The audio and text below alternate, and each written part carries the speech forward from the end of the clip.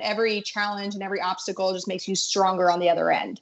And, and more successful. I mean, I think you've obviously come through a lot of challenges, but you've had a lot of people come to you for help. In hindsight, really does get your name out there, or got your name out there more, because people are like, oh my gosh, I feel terrible. This happened again. Right. Oh my gosh, It was just a nightmare. But I think that you guys, I mean, my goodness, you had everything demoed and redone within. Oh, we were so. I felt like it was a couple hours, but.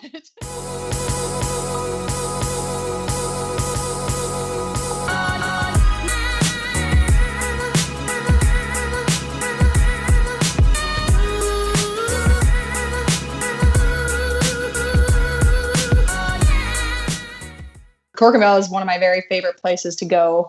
Just very nice, cool atmosphere. Obviously, you've had a lot of ups and downs with water and stuff that I'm sure the whole entire community knows a little bit about. But I guess tell me a little bit about what got you started in owning your own business.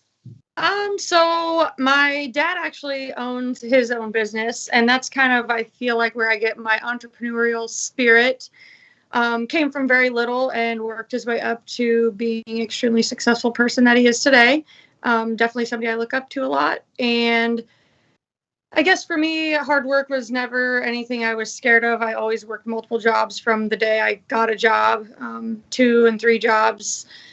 I always just wanted to make sure that I was comfortable, I guess, with the way that I was living, and was at the same time hoping that I could bring something better to the community, which I feel like I did with both of my businesses. Something different, and something hopefully to continue on for many years. Yeah, I would definitely say that it's definitely something that you do. You bring a lot of value to the community. Everybody knows, or most people know who you are, of course. You're very involved with the community. You're obviously doing, you're in charge of a very huge job for the Cattlemen's Ball, right? Yes. So that is. Oh my gosh. I don't like to think about the days away, but yes, I was very fortunate to be asked to be involved. Charge of all the alcohol, so no pressure there. But it's been really amazing. I've met some amazing people in our community across the state that are involved in the ball and its efforts to raise money to find a cure for cancer. Unfortunately, we are all affected by it. So I think it sits close to a lot of people's hearts, whether they were affected personally, the neighbor down the street, the friend, the coworker. It's something we all face, so it's really neat to be a part of it. Yeah, it's amazing. I'm very looking forward to that. I'm going to be helping volunteer for bartending, so we'll see how my skills come back like they were back in the day. But so I'm really excited about it. It'll be a really, really, really good time, and I know it'll be a great success. So I guess what got you started? Why did you and your sister decide to start this boutique, or your Fabulous Forever? And then did you start it in your home and lead up to a storefront, or did you say, you know what, we're going all in and doing the storefront? Yeah, so we actually had lunch one day, and she wasn't really happy with what she was doing. I loved what I was doing. I was bartending, but I have a small child, so the nights and the weekends, it was just kind of something I wanted to get away from. And growing up, we had 4 sisters, and so what I wore, the next one wore, and the next one wore, so we always shared clothes. And 9 times out of 10, the things that I started off with were hand-me-downs from older cousins, friends. So we definitely grew up. We didn't ever have anything name brand or I won't say well, not nice, but it just wasn't anything we were able to ever get our hands on. Affordable clothes to fit in, I guess. And so we just that was something we always thought Columbus needed. We knew that there had been a couple runs at a similar business concept before we did. And they failed for whatever reasons. It didn't really matter to us. We knew that we would make it work because we knew that it was definitely a need that needed filled. Not only does Columbus have very limited shopping, or they did at the time, it's definitely evolved over the last few years even. But just that concept was something that the town hadn't seen, still continue, some people still don't understand it. So it's always a learning curve for everyone. But We actually started off by buying clothes. We kind of put the word out to family and friends that we were going to be starting this. So we kind of built up our initial inventory, actually in my sister's basement.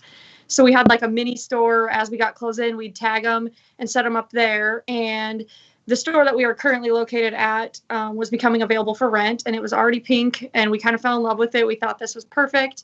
So we talked to the owner of the building, and at the time, I was 24 and Amy was 22. We had no business experience. We were two girls off the street, really. And the owner of the building, Beth Friend,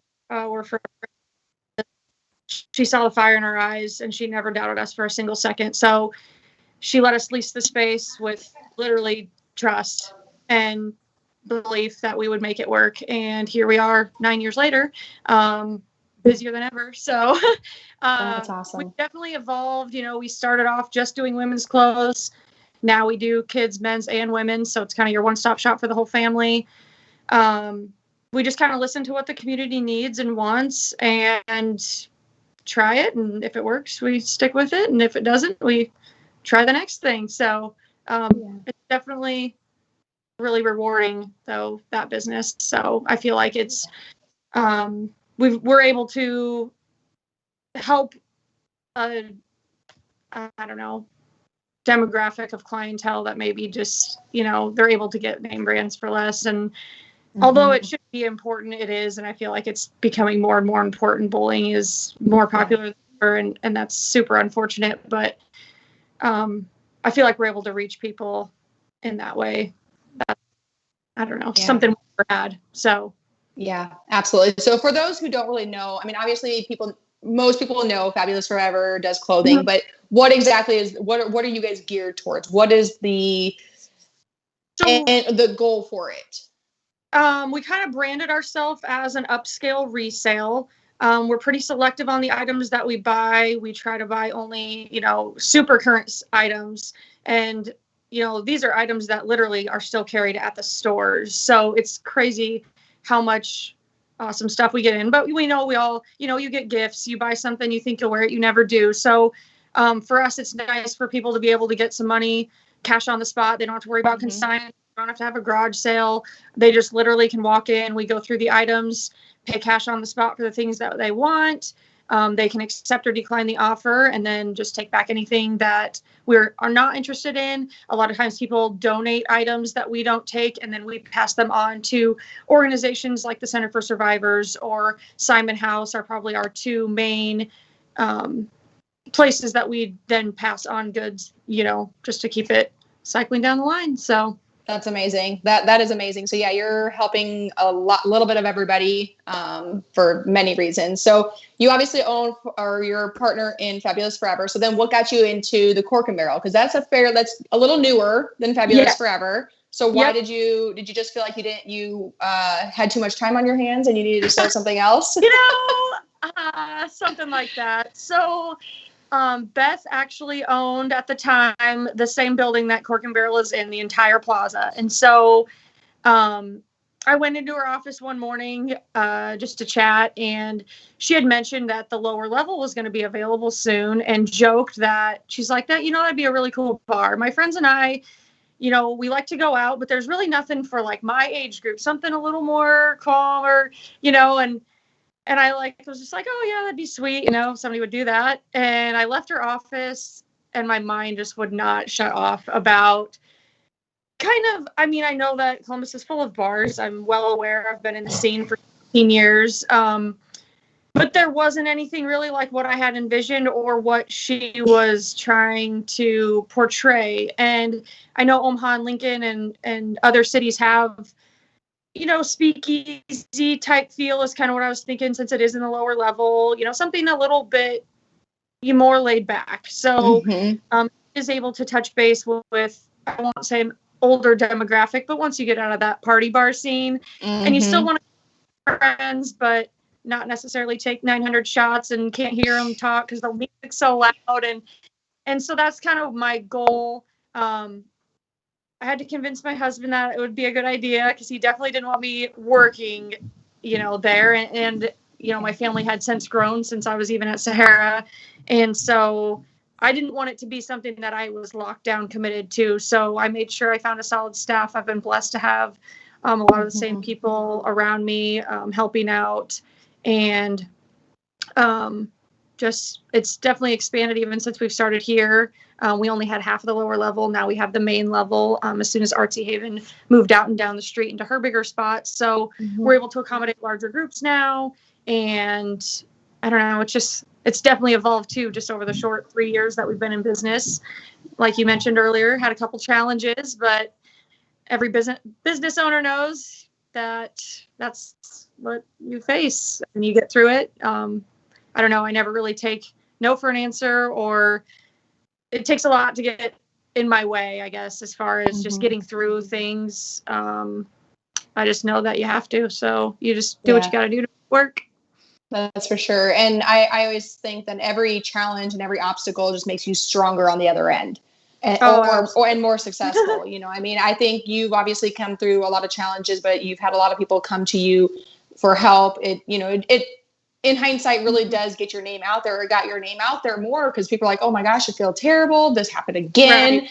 Oh my gosh, It was just a nightmare. But I think that you guys, I mean, my goodness, you had everything demoed and redone within. Oh, we were so. I felt like it was a couple hours, but it was, the first one, which was the really bad one, that was the 4 foot deep of water, and front to back, horrible.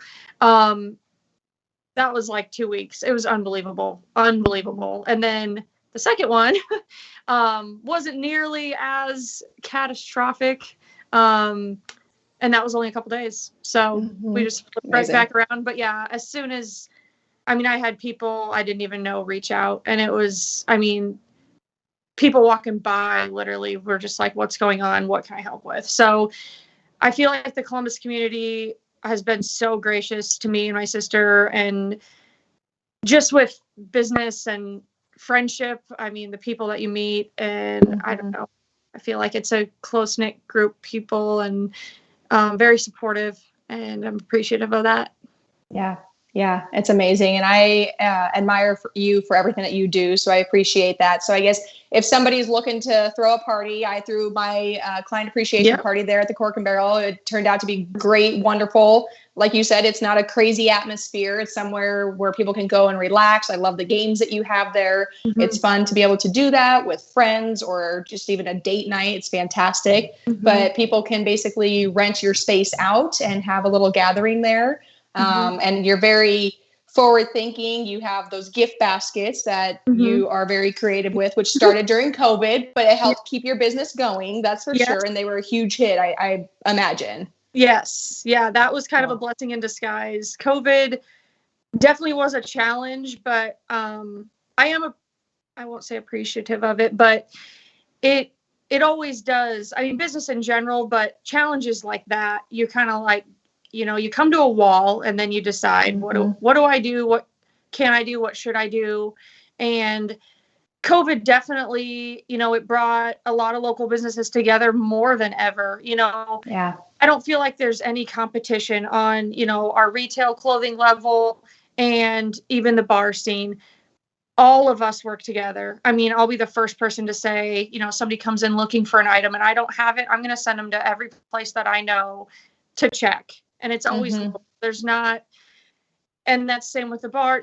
I'm always recommending, our local spots, what's fun, what do you like to do? Here's where you should go. What are you looking for? They might have it, or have you seen this place? And that's what I love about just all the business owners that I'm especially close to on 13th Street, just with our group, and we interact with each other most. But it's really great just to work together with people, and in the end, it just makes us all better. Yeah. So. I agree. Well, thank you so much, Nicole, for sharing your story with us. And I appreciate you being here. I know you have, like I said, a lot of obstacles that have come your way, but you have come out bigger, better, and stronger. That's for sure. And I appreciate and admire you for all of that. So thank you so much for being here.